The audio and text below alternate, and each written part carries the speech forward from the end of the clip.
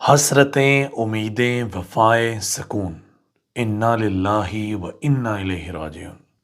अस्सलाम वालेकुम पाकिस्तान, मैं मलिक असलान नवान नहायत अहम पेशरफ्त और बहुत बड़ी डेवलपमेंट्स के साथ डेवलपमेंट से नाबे वाला कुछ इस तरह है कि साबका चीफ ऑफ आर्मी स्टाफ उनसे रिलेटेड एक मुतनाज़ा बयान है जो उनके कज़न ने जारी किया है। और ना सिर्फ ये ही बल्कि इसके साथ साथ पाकिस्तान तहरीके इंसाफ जो है वो क्या लाहेअमल इख्तियार कर चुकी है, सियासी ऊँट को किस करवट में बिठाया जा रहा है वो भी आज हम डिस्कस करेंगे। शेख रशीद से मुतल्लिक जो अहम इंकशाफात हैं, शेख रशीद साहब का इस पे क्या जवाब है, ये डिस्कस करेंगे। और सबसे ज़रूरी बात जो कल रात हमने जो इस मुल्क पाकिस्तान में एक ज़लज़ला आया जिसका मैग्नीट्यूड 6.5 से कहीं ज़्यादा बताया जा रहा है और जिसके तबाहकुन असरात हम इंशाल्लाह जल्द मौसूल होंगे, लेकिन ये एक बहुत दुख भरी कहानी है, दुख भरी दास्तान है। दुख भरी दास्तान शायद मैं इसलिए कह रहा हूँ कि इस मुल्क पाकिस्तान में एक एग्जाम्पल्स हैं कि जहाँ पे आ,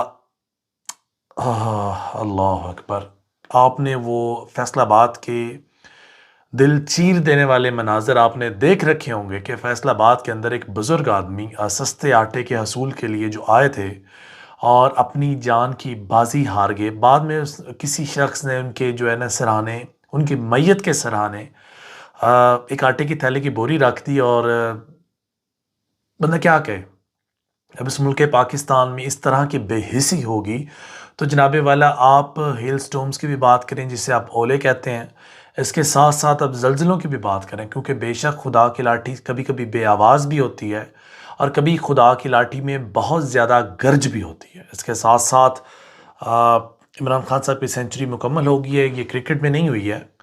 मुझे इस पे बहस करना है। असम्बली का इजलास आज तलब किया गया है, उसके क्या मुहर्रकात हैं, उसका क्या एजेंडा है, वो भी हम आपके साथ शेयर करने जा रहे हैं। लेकिन उससे पहले मरीम औरंगज़ेब जो कोशिश करती हैं कि मीडिया की खबरों का महवर बने, उन्होंने आज से अब से तकरीबन कोई 15 घंटे पहले एक ट्वीट किया। वो कहते हैं कि दहशतगर्द छुप कर ही अदालत आते हैं, वक्त दूर नहीं कि मुंह छुपाकर आना पड़ेगा। पुलिस के सर तोड़ने, पेट्रोल बम फेंकने, जुडिशल कम्प्लेक्स पे मुसल्ला जत्थों से हमलावर होने के बाद बीवी तुम्हारी डर गई। ये असल में मरीम औरंगजेब जवाब दे रही है इमरान खान साहब को, जो इमरान खान साहब ने रोस्टम पर आकर चीफ जस्टिस से जो बात की, ऑनरेबल जस्टिस से जो बात की, और ऑनरेबल जस्टिस से जो उन्होंने बात की, जो उनका मतन था, ये उसको डिस्क्राइब कर रही हैं। और ये उससे रिलेटेड एक ना मीम्स कह लें, एक मंतक कह लें, एक जवाब कह लें, एक कद बनाने की कोशिश कर रही हैं जो शायद इनका इतना है नहीं है। लेकिन खैर, मरीम नवाज़ के नैब के सेल में कैमरा लगाकर अपने मोबाइल पर देखते थे, उस वक्त शर्म हया थी? मरीम नवाज़ के बेडरूम में रात को घुसने का ऑर्डर देते शर्म आती थी? अच्छा, इस पर मैं बहस करूंगा आपके साथ, ये बात बहुत ज़रूरी है क्योंकि इसका जवाब chief of army staff Bajwa साहब ने भी दिया है, तो वो बात आज मुझे आपसे ज़रूर करनी है और ज़रूर बज़रूर मैं आपसे करूंगा आज। खैर, शहबाज शरीफ की बेटी के घर नैब को हमला करने का हुक्म देते शर्म आती? फरियाल तारपुर को ईद पर अस्पताल से घसीट कर लाते हुए और मस्जिद नबवी और लंदन में मुझ पर हमला कराते शर्म आती? पिंकी बाजी को हीरे अंगूठियां लेते डर लगा और चीखें निकलती थीं? यानी कि मरियम बीबी, मरीम औरंगजेब बोलूँगा क्योंकि यहाँ पे दो मरियम हमारी मोहतरमा हैं। तो ये वाली जो मोहतरमा है जो ये फरमाने की कोशिश कर रही हैं, ये बेसिकली उड़ता हुआ एक तीर है जो अपनी जानिब इन्होंने मोड़ लिया। किसी का भी ध्यान इनकी तरफ काफ़ी दिनों से नहीं था और शायद इनको बेचैनी भी हो रही होगी कि बेचैनी का सबब भी होगा कि मैं अब मेन स्ट्रीम पर क्यों नहीं आ रही वज़ीर नशरियात व इत्तलात। मुझे तो लगता है ये भी हमें बंद कर देनी चाहिए। जब इस तरह के लोग इस तरह की वजारतों पर बैठेंगे, मरीम बीबी, मरीम औरंगज़ेब, यकीनन मुझे समझ नहीं आती कि आप जब ऐसी बातें करती हैं तो आपके ज़हन में क्या चल रहा होता है। और मुझे इस पर मज़ीद बहस भी नहीं करनी। आवाम जो सुन रहे हैं, मुझे उम्मीद है वही इसका कोई मौसर खेस जो है ना जवाब आपको दे पाएंगे। और इंशाल्लाह जो कमेंट सेक्शंस में बात होंगी वो मैं इंशाल्लाह नेक्स्ट व्लॉग में ज़रूर आपके सामने रखूँगा। मज़ीद इस पर मुझे आपका कीमती वक्त ज़ाया नहीं करना। बाकी बाजवा साहब से रिलेटेड कुछ बातें थीं जो मुझे आपसे शेयर करनी है कि बाजवा साहब की तरफ भी मुझे आना है, लेकिन उससे पहले वफाकी हुकूमत ने दहशतगर्दी से मुतल्लिक मुकदमात की तहकीकात के लिए एक आला सतही की GIT तश्कील देने का फैसला कर लिया। अब GIT इस मुल्क पाकिस्तान में किस तरह काम करती है ये आप भी जानते हैं और मुझे भी इस बात का इल्म है।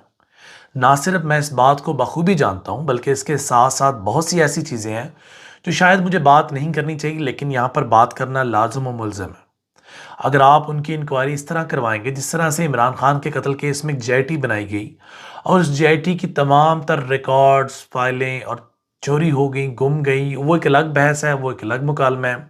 उस जानिब तो मैं आऊँगा तो वीडियो व्लॉग इतना लंबा हो जाए कि मुझे बात करते, बयान करते तकरीबन 30 मिनट से कम नहीं लगेंगे सिर्फ़ इस मौज़ू पर, तो लिहाज़ा मैं इसको शॉर्ट रखता हूँ।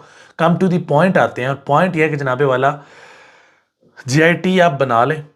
जेआईटी बना ली आपने, 6 घंटे का तवील इजलास के बाद जो आपने फैसला किया कि आज आप जो पार्लिमानी जो है, जो आप इजलास करेंगे और आज यकीनन इजलास होगा भी, तो उसमें आप बहस क्या करेंगे? जमहूरियत तो है नहीं है और अपोजिशन लीडर तो मौजूद नहीं है। अपोजिशन जो जमात है, उस जमात के चंद लोटे अगर आप अपोजिशन की सीटों पर बिठाकर ये समझते हैं कि आप खानापुरी मुकम्मल कर लेंगे, तो यकीनन अवाम इस वक्त इतने बेदार हो चुके हैं, इतने बेदार हो चुके हैं कि आपने इतनी पेशियां लगवा दी, 500 से ज़्यादा अरकान आपने गिरफ्तार कर लिए और ना सिर्फ आपने उनको गिरफ्तार किया, अभी मैं कल रात की अगर खबर आपके साथ शेयर करूं तो आपने 13 अरकान जो पाकिस्तान तहरीक इंसाफ को फंड करते हैं और पाकिस्तान तहरीक इंसाफ के बड़े नाम जो हैं, मेन लीडरशिप तो एक जानिब रहेगी, जो बड़े इन्वेस्टर समझ लीजिए या बड़े वो लोग जो कदावर लोग जो फाइनेंशियली इमरान खान साहब को सपोर्ट करते हैं, अब आपने उनको भी एफआईआर्स में धर लिया। तो अगर आप समझते हैं कि ये 13-14 लोगों को पाबंद सिलासिल करने से, 400-500 कारकुनान को पकड़ने से और रावलपिंडी की क़यादत को गिरफ्तार करने से, उनके खिलाफ अरेस्ट वारंट निकालने से और दीगर इस तरह के इक़दामात करने से आप जमहूरियत के लिए कोई बड़ा नाम रोशन करेंगे, तो यकीनन ये आपकी गलतफहमी है। और आने वाले दिन अगर आपने इलेक्शंस में आने का फ़ैसला कर लिया और अगर आप इलेक्शंस में अपीयर होना चाहते हैं, आप वो भी इम्तिहान देना चाहते हैं, तो आप यकीनन वो इम्तिहान देकर देख लीजिए। रिजल्ट आपको मायूस नहीं करेंगे। और जैसा कि आप ही की पार्टी के लोगों के मुंह से ये बात निकल चुकी है कि जनाबे वाला, हम इलेक्शन में किस तरह जाएंगे और इलेक्शन लड़ने की हम पोजीशन में नहीं है। लेकिन खैर, अंधे को कौन समझाए कि दुनिया में रंग कितने हैं। इसके साथ साथ आटा स्कीम की जो मुझे आपसे बात करनी थी, मुल्तान की बात करें, फैसलाबाद की बात करें, आप विहाड़ी की बात करें, आप गुजरांवाला की बात करें, आप शेखुपुरा की बात करें, आप किसी भी ज़िले की बात उठा लें, जो बड़े ज़िला हैं जिनकी खबरें बाहर आ जाती हैं, बाकी जिनकी खबरें बाहर नहीं आती वो तो काउंटलेस हैं, उनकी तो बात ही ना कीजिए। पंजाबी की अगर बात करूं तो पिछले एक माह में 4 से ज़्यादा लोगों ने अपनी कीमती जान की बाजी हार दी। पंजाबी की बात करूं तो 13 से ज़्यादा लोगों ने खुदकुशियां की, लेकिन वो भी मसला नहीं है जनाबे वाला।